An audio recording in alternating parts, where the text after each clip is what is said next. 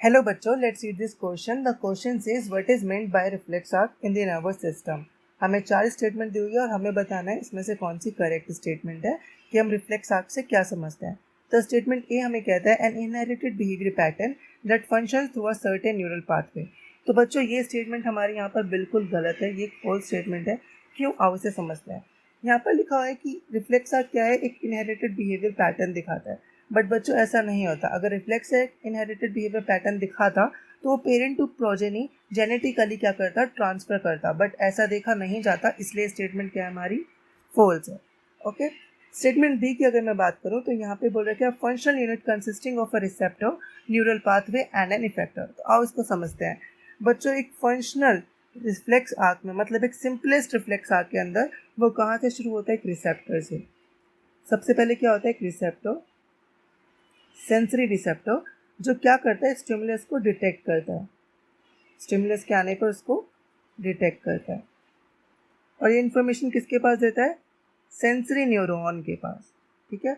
और ये sensory neuron हमारा किसके पास जाता है बच्चों, स्पाइनल कॉर्ड के पास. स्पाइनल कॉर्ड के पास. और स्पाइनल कॉर्ड के अंदर हमारे यहाँ पे क्या होते हैं बच्चों, इंटर न्यूरॉन्स होते हैं. ठीक है. ये क्या होता है, हमारे इंटर न्यूरॉन्स होते हैं. और इंटर न्यूरॉन से फिर वो इन्फॉर्मेशन किसके पास जाती है, हमारी मोटर न्यूरॉन्स के पास. राइट. और फिर वो मोटर न्यूरॉन्स हमारी इन्फॉर्मेशन कहाँ पहुँचा देते हैं, फाइनली इफेक्टर के पास. ओके. तो आप ये पूरा देख रहे हो, इससे हमें क्या पता चल रहा है कि हमारा जो एक रिफ्लेक्स आर्क है, सिंपलेस्ट रिफ्लेक्स आर्क, वो कहाँ से शुरू होता है, एक रिसेप्टर से. ठीक है.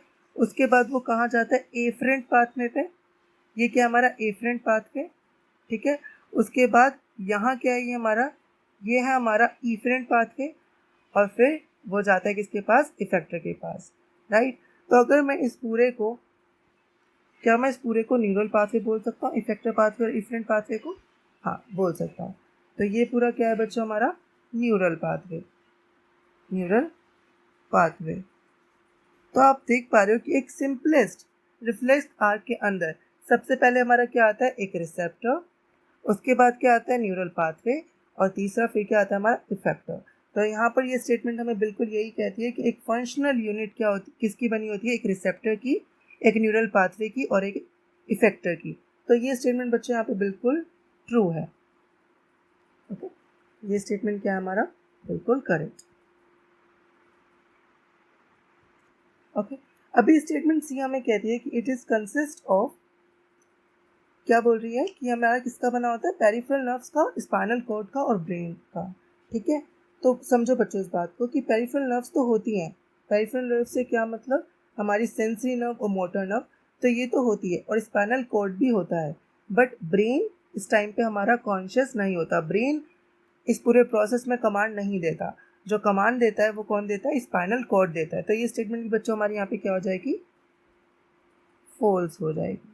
ओके. अभी अगर मैं स्टेटमेंट डी की बात करूं तो वो क्या बोल रहा है, a homeostatic system of sensory nerve, synapses and motor nerves. तो बच्चों ये स्टेटमेंट भी सही है, लेकिन समझो हमसे पूछा है कि रिफ्लेक्स आर्क क्या होता है.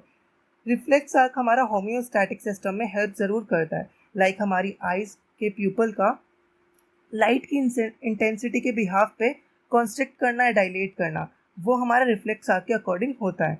बट ज़रूरी नहीं कि हमेशा होम्योस्टैटिक सिस्टम का ही पार्ट हो. रिफ्लेक्स आर्क हमारा बर्निंग सेंसेशन को भी डिटेक्ट करता है, जो कि होम्योस्टैटिक सिस्टम का पार्ट नहीं है. राइट. तो हम मोस्ट अप्रोप्रिएट आंसर के पास जाएंगे और मोस्ट अप्रोप्रिएट आंसर हमारा क्या है बच्चों, option B. So our correct answer is option B. I hope you understood it well. All the best. Thank you बच्चों.